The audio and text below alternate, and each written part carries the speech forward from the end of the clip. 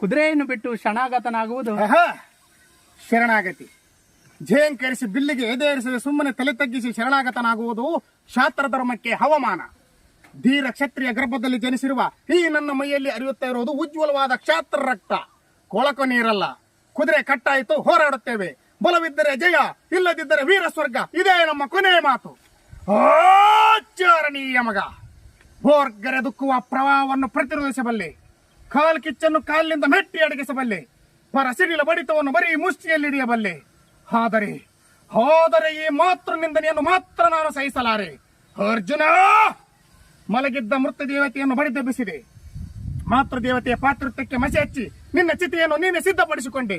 ನಿನ್ನ ರಕ್ಷಣೆಗೋಸ್ಕರ ತ್ರಿನೇತ್ರನ ಹುರಿಗಣ್ಣೇ ತೆರೆಯಲಿ, ತ್ರಿವಿಕ್ರಮನ ಸುದರ್ಶನವೇ ಅಡ್ಡ ಬರಲಿ. ನಿನ್ನ ಸೊಕ್ಕಿನ ಮಾತುಗಳಿಗೆ ತಕ್ಕ ಉತ್ತರಗಳನ್ನು ಹೇಳಿ ನಿನ್ನ ರುಂಡ ಮುಂಡಗಳನ್ನು ತುಂಡರಿಸಿ ಚೆಂಡಾಡದಿದ್ದರೆ ನಾನು ಚಿತ್ರಾಂಗದಿಯ ಮಗ ಬೊಬ್ಬರು